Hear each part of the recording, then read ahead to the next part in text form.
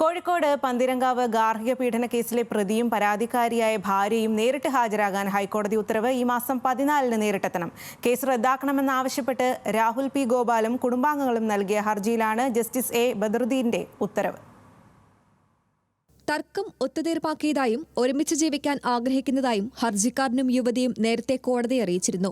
ഭർത്താവും താനുമായി ചെറിയ പിണക്കങ്ങൾ മാത്രമാണ് ഉണ്ടായിരുന്നത് എന്നും ഗാർഹിക പീഡന കേസ് നൽകിയത് സ്വന്തം വീട്ടുകാരുടെ സമ്മർദ്ദത്തെ തുടർന്നാണെന്നുമാണ് നോർത്ത് പറവൂർ സ്വദേശിയായ പെൺകുട്ടി സത്യവാങ്മൂലം നൽകിയത്.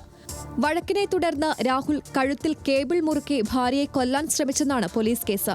എന്നാൽ കേസ് റദ്ദാക്കണമെന്നാവശ്യപ്പെട്ട് പ്രതി രാഹുൽ ഗോപാൽ നൽകിയ ഹർജിക്കൊപ്പം സമർപ്പിച്ച ഭാര്യയുടെ സത്യവാങ്മൂലം ഭീഷണിപ്പെടുത്തി തയ്യാറാക്കിയതാവാൻ ഇടയുണ്ടെന്ന് പോലീസ് ഹൈക്കോടതിയെ അറിയിച്ചിരുന്നു.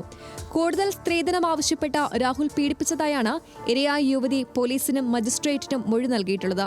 മദ്യപാനിയായ രാഹുലിനൊപ്പം യുവതിയെ ഒന്നിച്ചു താമസിക്കാൻ വിട്ടാൽ പീഡനം ആവർത്തിക്കാനിടയുണ്ടെന്നാണ് പോലീസ് നിലപാട്.